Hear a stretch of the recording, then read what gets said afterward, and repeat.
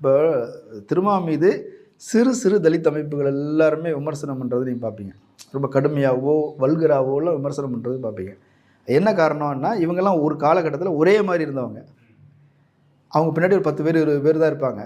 இதில் ஐடியாலஜிக்கலாக ரொம்ப தன்னை வளர்த்து கொண்டவர், களப்பணியில் தீவிரமாக செயல்பட்டவர். இதுக்காக குடும்பம்னு ஒன்று இருந்ததுன்னா தடையாக இருக்கும் அப்படின்னு நினச்சி குடும்பமே வேண்டான்னு விலகி தனிநபராகவே வந்து தன்னை சமூக பணிக்காக அர்ப்பணித்து கொண்டவர். வேறு எந்த பொருளாதார பின்னணியும் அவருக்கு கிடையாது. முழுக்க முழுக்க கட்சி பணின்னு இருந்து தன்னை வளர்த்துக்கிட்டார், கட்சியை வளர்த்துக்கிட்டார். இன்றைக்கி சமூகத்தில் விசிகனா அவருக்கு மரியாதை இருக்குது.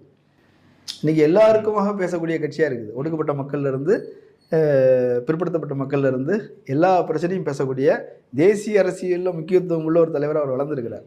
ஆனால் இவங்க யாரும் அப்படி வளரலை. ஏன்னா இவங்களுக்கு அரசியல் புரிதலும் குறைவு அல்லது சுயநல அரசியலுக்குள்ளே மூழ்கிட்டாங்க ஆரம்பத்திலே.